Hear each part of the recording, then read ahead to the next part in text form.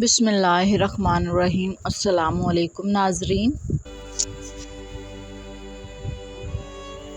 سردیوں کی دھیمی رت میں جلد اور بال آپ سے زیادہ حفاظت اور احتیاط کا تقاضا کرتے ہیں۔ سال کے اختتام اور آغاز پر کئی تقریبات بھی ہماری منتظر ہوتی ہیں۔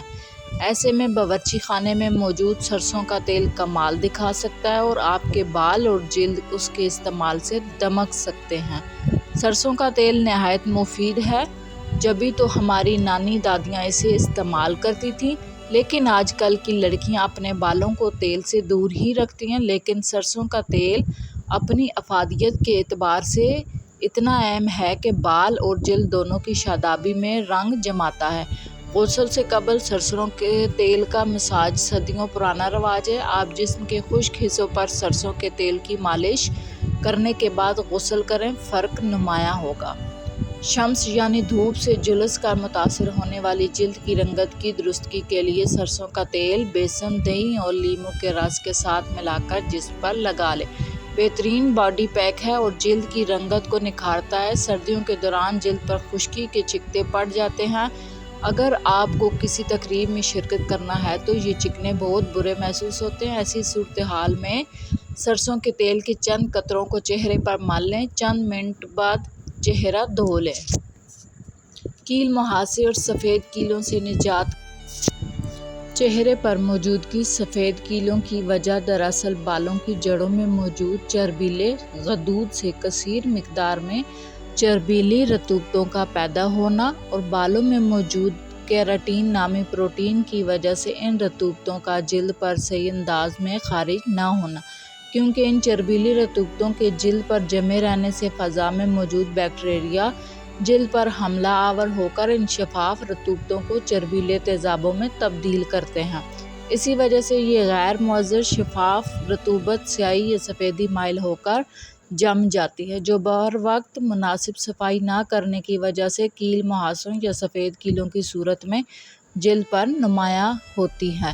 اس مسئلے کا حل جلد کی باقاعدہ اور صحیح انداز میں کلینزنگ، ٹوننگ، موئسچرائزنگ کرنا، غذا میں چکنائی کا استعمال ترک کر کے تازے پھل، سبزیاں اور ڈھیر سارے پانی کا استعمال کرنا اور نیند کا باقاعدگی سے پورا کرنا اور مناسب ورزش سے ہی جلد کو جاذبیت، لچک اور دلکشی فراہم کرنے کے ساتھ ساتھ یہ تمام عوامل کیل مہاسے سفید کیل سے نجات کے لیے اہم ترین ثابت ہوگا۔ کھجلی اور جلن ہوتی ہے۔ برسات میں اس تکلیف دہ حالت کو ختم کرنے کے لیے ملتانی مٹی پانی میں حل کر کے صبح و شام بدن پر لیپ کریں۔ گھنٹہ بعد تازہ پانی سے غسل کرتے رہیں، انشاءاللہ ہفتہ میں افاقہ ہوگا۔ گاچی مٹی بالکل بے ضرر دوا ہے، بلا وجہ مسلسل استعمال اس کا نقصان دہ ہے۔ حاملہ خواتین کو اس کی عادت ہوتی ہے، وہ سونف چبھائیں تاکہ یہ عادت ان کی ختم ہو، یہ نقصان دہ ہے۔ ٹین ایج میں جلد کی حفاظت۔ نوعمر بچیوں کی جلد قدرتی طور پر تر و تازہ اور شاداب ہوتی ہے۔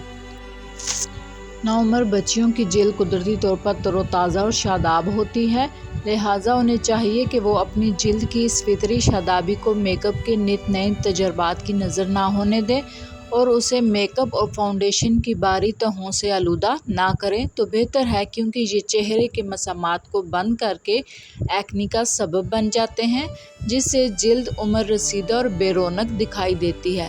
لیکن اس کے ساتھ ہی جلد کی فطری چمک اور تر و تازگی کو قائم رکھنے کے لیے کسی بیوٹی روٹین پر عمل کرنا بھی بے حد ضروری ہے۔ ذیل میں چند سادہ اور آسان ٹپس پیش خدمت ہیں۔ چہرے کو ہمیشہ کسی مائلڈ سوپ یا فیس واش سے دھوئیں اور اس کے بعد موئسچرائزر کا استعمال کریں۔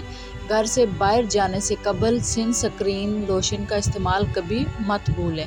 رات کو سونے سے پہلے نرم و ملی احساس کی حامل نائٹ کریم چہرے پر لگائیں، جو چہرے کو چکناہٹ عطا کرے اور جلد پر جمے گرد و غبار کو صاف کر دے۔ پھلوں اور سبزیوں پر مشتمل صحت مند اور متوازن خوراک کو اپنی غذائی روٹین کا حصہ بنائیں۔ یاد رہے کہ 60 سال کی عمر میں خوبصورت دکھائی دینے کے لیے آپ کو اپنی جلد کی حفاظت دیکھ بھال 16 سال کی عمر سے ہی شروع کر دینی چاہیے۔ جس کا ماتھا بڑا ہو اس کی قسمت بھی بڑی ہوتی ہے۔ سوتے ہوئے جو خراٹے لے اس کی عمر لمبی ہوتی ہے۔